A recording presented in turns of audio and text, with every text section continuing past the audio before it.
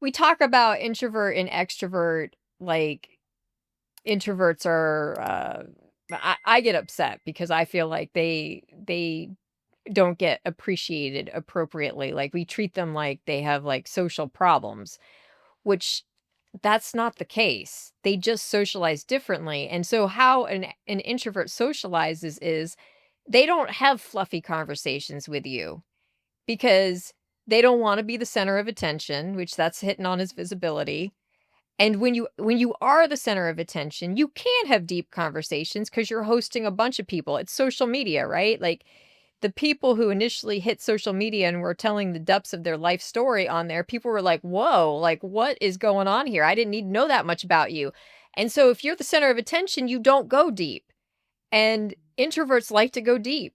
And so that's why you find them on the periphery having fantastic deep conversations. They are having a conversation, but it's a deep one and it's usually one-on-one. And so it totally makes sense that he would basically find the workaround to protect himself that, okay, I'm going to make sure I know what conversation is coming. I'm going to become this expert in this thing. People seem to appreciate it. Now I know what they're going to be talking to me about, and it's like a nice little safe world. Yeah. Unfortunately, you have to cross boundaries and you have to work with other departments. And so even if it's a world of expertise that like he could grow forever in, you still have to do some bridging. Right.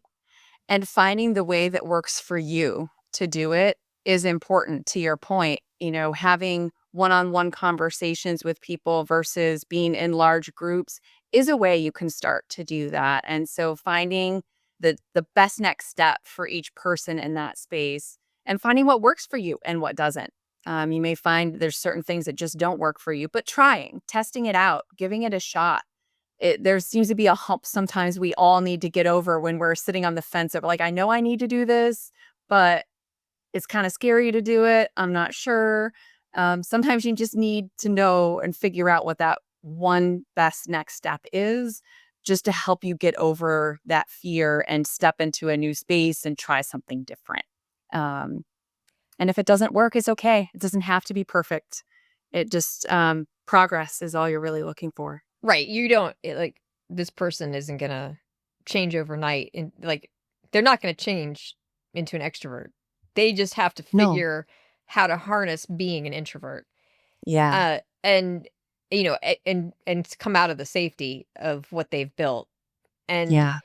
you pull off of the idea that they are only going to do really effectively they're only going to be drawn to the deep one-on-one conversations.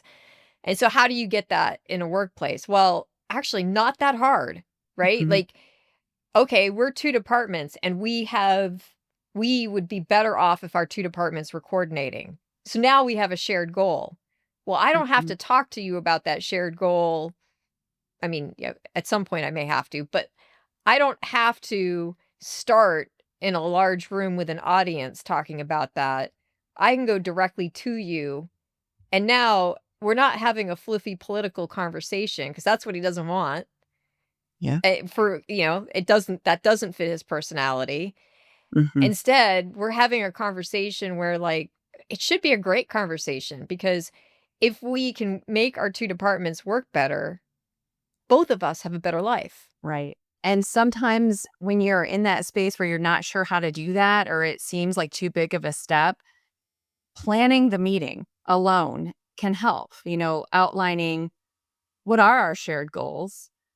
What questions do I need to ask to better understand that department's goal? You can break it down very specifically for yourself if that feels more comfortable while you're just initially stepping into this space or just trying it out. So I think you're right on in terms of how you can do this very easily. You just have to find your way. Yeah, it's there. The shared goal is there and Mhm. you can do it through one-on-one. And then, quite possibly you do want visibility. So at some point you have to speak up in the larger meetings, but it doesn't have to be like constant. No. I think there's an assumption that the loudest voices are the ones that are most respected, and I don't know that that's the case. I think There are often people who are always the ones speaking in meetings, and sure, they get attention, but I think there's a lot of value placed in the person who speaks up once and says something very valuable because they've been thinking about it and processing it and have something really insightful to share. Well, I think that, the flip side of that is you can speak so much that people actually tune you out because it's just like, "Oh, they're Yeah. talking again." And so when you speak, you're speaking more because you offer great value. Like, I remember I remember being a kid in high school, and I loved my math teacher in high school. She was just a fabulous lady.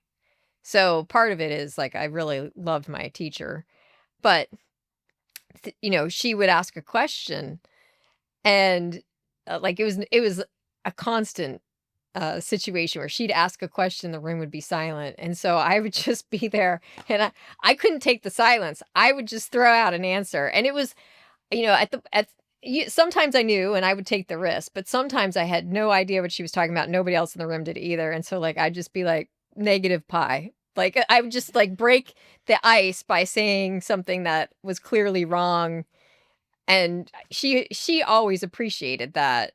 Um, but I understand the extroverts struggle Mhm. with silence, Yeah. but sometimes we have to just decide that we're gonna go through that struggle. Yeah. Step up when needed, step back when needed. Yeah. Knowing reading that is hard for everyone, whether you're an extrovert or an introvert. Yeah, Um, absolutely, it sure is. But you know if you're an extrovert or an introvert usually. And so if you know your inclination is to talk too much or not enough, push yourself to do the opposite. yeah. A dominant personality trait can actually shape how you structure your work and your relationships. Yeah, absolutely. For any of us, our biggest strength can become a weakness at some point for us. So I think this is sort of a tale of that, and knowing what your strengths are and leaning into them, but also know when does your strength tip over into a weakness. Yeah, everything seems like everything can be either a strength or the same thing can, in some situations, be a strength and in some situations, a weakness.